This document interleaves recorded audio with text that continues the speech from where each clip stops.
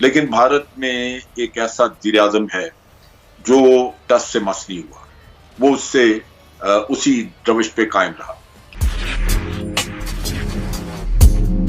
जब हम बात कोरोना की कर रहे हैं मुसलसल, ये पूरी दुनिया के लिए एक बड़ी खबर है, लेकिन कश्मीरियों के लिए शायद ज़िंदगी के वैसे ही बल्कि और ज़्यादा सख्ती हो गई है कि वहाँ पर तो इलाज मुआलजे की पहले भी सहूलतें नहीं थी, अब और ज़्यादा मुश्किलात हो रही हैं। और इस आड़ में भारत अपने मज़मूम मकासद में भी कामयाब हो रहा है कि वहाँ आबादी भी की जा रही है, वहाँ पर अब लोगों को भी लाकर बसाया जा रहा है। अब क्या करना चाहिए सर?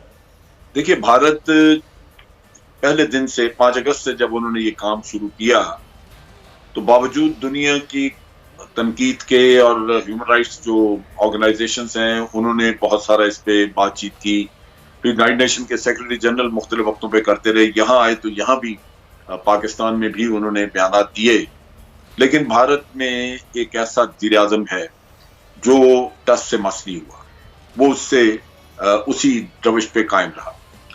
अब मुश्किल ये है कि इंटरनेशनल कम्युनिटी, उनकी सियासत में एक मुनाफकत है, एक अपने मकासद हैं, और वो उसकी वजह से इंसाफ का रास्ता इख्तियार नहीं करते, जिसकी वजह से आज कश्मीरी जुल्म सितम का शिकार है। अब इसमें मैं समझता हूँ कुछ हमारी भी कमजोरी है कि पाकिस्तान शायद उतनी शद्दोमत से, उतने जबरदस्त तरीके से, उतने एक मुहिम के तौर पे हम भी उनकी वकालत नहीं करते, उनकी मुश्किलात और उनके ऊपर ढाए जाने वाले जो जुल्म है, जो लाकानूनियत का दौर है, वहां पे वो हम अक़वाम आलम के सामने रखते नहीं। पाकिस्तान में सफीर मौजूद हैं, दूसरे मुल्कों में मुल्कों के G20 के लोग यहाँ मौजूद हैं, P5 है, ये वो मुल्क हैं जिनका असर रसूख मौजूद है, और हमने उनको बहुत एंगेज नहीं किया। वक्तन फक्तन फॉरेन ऑफिस में उनकी ब्रीफिंग्स होनी चाहिए थी, जो नहीं होती रही। और आज आपने देखा कि बाबर इफ्तिखार साहब को उन बाज़ इल्जामात का जवाब देना पड़ा जो पिछले कुछ अरसे से भारत लगा रहा था। ये चीज फॉरेन ऑफिस को भी करनी चाहिए थी, क्योंकि भारत जो इल्जाम आयद कर रहा है वो ना सिर्फ पाकिस्तान के लिए बदनामी का बायस बन रहे हैं, एक गलतफहमी पाकिस्तान के बारे में पैदा कर रहे हैं, बल्कि पाकिस्तान का रवैया यूं जाहिर किया जाता है भारत के ज़बानी जैसे पाकिस्तान को मुजरमाना हरकत कर रहा है। सही। जैसे कश्मीर में जद्दोजहद आज़ादी है और आपने पिछले 8-9 महीने से लोगों को कैद करके रखा हुआ है, तो लोग अगर वहां पे आज रिटेलिएट कर रहे हैं तो इसमें कसूर तो भारत का है कि जो जुल्म सितम वो कर रहा है, उसके जवाब में लोग जो है वो बेचारे दीवार से लगा दिए गए हैं। लेकिन इल्जाम पाकिस्तान पे है कि आप दरअंदाजी करते हैं। फिर यहाँ से LOC के ऊपर वायलेशन की जाती है और कहा जाता है कि जनाब ये लॉन्च पैड थे पाकिस्तान साइड पे, जहां से दरअंदाज आने थे, हमने वहां पे उनको एलिमिनेट किया है। ये चीजें वो हैं जो कि हमने आगे भी गैर मुल्की सफीरों को दिखाई हैं, लेकिन हर दफा ये झूठा प्रोपेगेंडा जब होता है तो हमें उसको काउंटर करने का अरेंजमेंट करना चाहिए, बड़ा फौरी तौर पे काउंटर करना चाहिए, उसके लिए जराए मौजूद है। इसी तरह आप देखिए कि नेपाल के रास्ते उन्होंने कहा कि जनाब यहाँ से पाकिस्तानी जो कि बीमार हैं, जिनको कोरोना वायरस की इन्फेक्शन है, वो यहाँ से भेजे जा रहे हैं ताकि यहाँ इन्फेक्शन फैले। यानी इतना मज़ा का खेज इल्जाम कि जो बेचारा खुद इन्फेक्टेड है वो अस्पताल में जाएगा इलाज के लिए या वो भारत फैलाने के लिए जाएगा इतने लंबा सफर तय करके। ये वो चीजें हैं जो कि दुनिया के सामने ये बार बार के इल्जामात और ये वो तमाम तर चीज़ें हैं जिसको बिल्कुल पूरी दुनिया भी देख रही है कि किस तरह के मज़ा का खेज मामलात हैं वो, और दूसरा LOC के खिलाफ वर्जियाँ भारत मुसलसल भी कर रहा है। बहुत शुक्रिया जनरल अमजद शोएब साहब, सीनियर दिफाई तजज़ियाकार हमारे साथ मौजूद थे और इस वक्त आपको बताएं, और हम बात करेंगे इस वक्त के असल हकीकत क्या है और हम इस वक्त किस पोजीशन में खड़े हुए हैं, अगले आने वाले दिनों में पाकिस्तान कहां पर होगा इस मरस में। डॉक्टर अताउर रहमान साहब हमारे साथ मौजूद हैं। डॉक्टर साहब इस टास्क फोर्स को हेड भी कर रहे हैं जो कोरोना से मुतल्लिक तमाम तर चीज़ें चल रही हैं। बहुत शुक्रिया डॉक्टर साहब आपके वक्त का। सर आपने चंद दिन पहले भी हमारे प्रोग्राम में ये बात की कि हमारे पास टेस्टिंग जो कैपेसिटी है वो कम है, उसको बेहतर किया जा रहा है। आपने अपनी यूनिवर्सिटी से उठाकर इंडस हॉस्पिटल में भी कुछ मशीनें भिजवाई, वहाँ की कैपेसिटी बढ़ी। अब हम टेस्ट जैसे बड़े हैं, हमारे पास मरीजों की तादाद बढ़ रही है। ये बाकी टेस्ट की बदौलत ही मरीजों का मालूम हो रहा है या हमारे अब बड़ी तेज़ी के साथ मरज़ भी फैल रहा है लोगों में? जी शुक्रिया, बिस्मिल्लाहिर्रहमानिर्रहीम।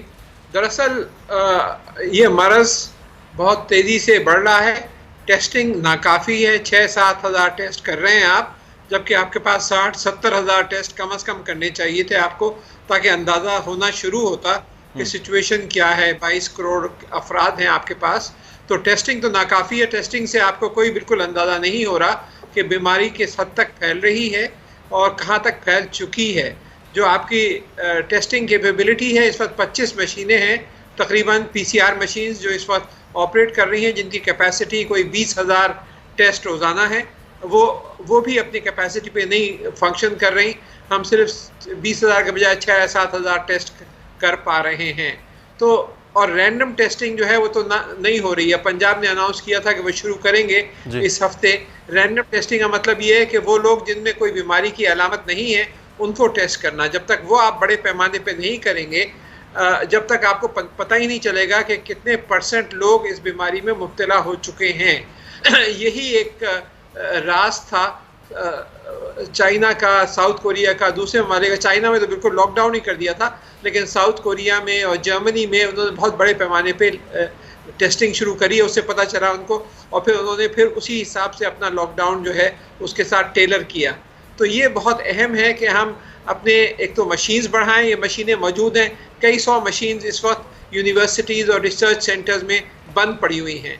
टेक्नीशियंस जो हैं जो ऑपरेट कर सकते हैं उनको, वो घर में बैठे हुए हैं। अगर इस वक्त मेरी ये राय होगी कि अगर national disaster management authority announce कर देती है कि जो यूनिवर्सिटी या रिसर्च सेंटर इस तरह की मशीन देगा तो उसके एवज वो 50 लाख रुपए उसको सेंटर को देंगे ताकि वो नई मशीन इंपोर्ट कर सकें। और ये जो है मशीन ये इस वक्त फौरी तौर पे काम आ सकेंगी।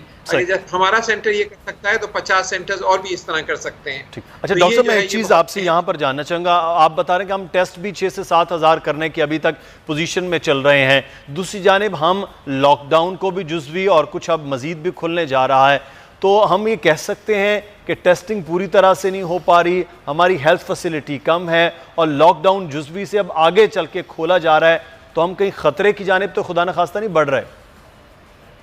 बिल्कुल ख़तरे की जानिब बढ़ रहे हैं। और जो डायरेक्टर जनरल WHO ने इसीलिए कहा है कि जुलाई के वस्त तक ये जो इस वक्त 10 या 11 हज़ार तादाद है पेशेंट्स की, ये बढ़ के 2 लाख तक पहुंच सकती है जुलाई के वस्त तक। अच्छा। तो एक बहुत, अभी फेज़ 1 से हम फेज़ 2 की तरफ जा रहे हैं, तो बहुत तेज़ी से आप देखेंगे ये बढ़ेगा।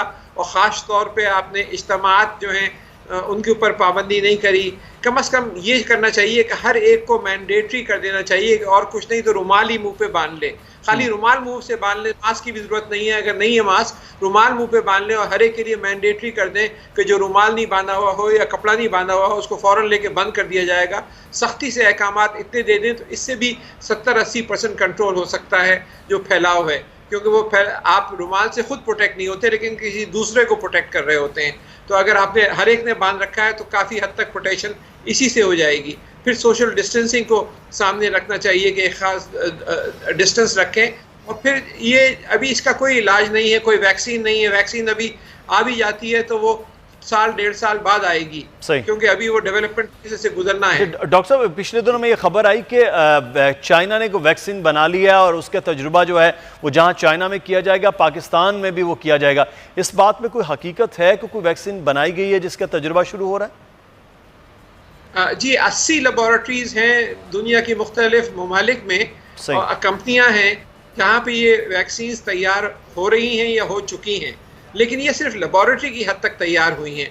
चाइना में भी सिर्फ लेबॉरेटरी की हद तक तैयार हुई हैं। इसके आगे एक बहुत बड़ा मरहला होता है कि इनके एनिमल टेस्टिंग होते हैं, फिर ह्यूमन ट्रायल्स होते हैं। चाइना में 2 कंपनियां हैं जिन्होंने फेज़ 1 क्लिनिकल ट्रायल्स कर रहे हैं, एक कंपनी है जो फेज़ 2 क्लिनिकल ट्रायल कर रही है, और इसी तरीके से जर्मनी में और अमेरिका में और दूसरे ममालिक में बहुत सारी कंपनियां। लेकिन इन सबको 1-1.5 साल लगेगा इससे पहले कि ये बड़े पैमाने पे मैन्युफैक्चर हो, मार्केट में आए।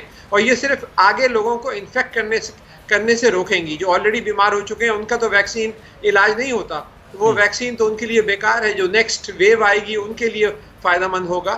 तो अभी वो फ़िलहाल हम ये वैक्सीन पर इन्हिसार नहीं कर सकते। हम सिर्फ यही हमारा इसका रास्ता है कि जो हुकूमत ने जो डायरेक्शंस दी हैं कि आप सोशल डिस्टेंसिंग रखें। और मैं ये ज़रूर कहूँगा कि इस वक्त जो national command and control and operation centre है जिसको हेड कर रहे हैं हमारे असद उमर साहब, और साथ के साथ उसमें प्रोविंशियल हेल्थ के मिनिस्टर्स भी हैं, आर्मी के लोग भी हैं, NDA में हैं, बहुत ही अच्छा काम कर रहा है और बहुत सुलझे हुए सोचे समझे तरीके से ये एडवाइस कर रहे हैं और डे टू डे मॉनिटरिंग हो रही है, तो बहुत अच्छे हाथों में है इस वक्त। लेकिन आखिर ये सिर्फ एडवाइस कर सकते हैं, अमल करना जो है ये आवाम के ऊपर है, आपके ऊपर और मेरे ऊपर है। जब तक अगर हमने अमल नहीं किया तो फिर ये वही होगा कि 2 लाख जो कि WHO ने ख़तरा जाहिर किया है उस तक हम बंधेंगे, और आप रमज़ान के आखिर तक जो है ये आराम से 50, 60, 70, 80 हज़ार तक ये आराम से पहुँच सकते हैं।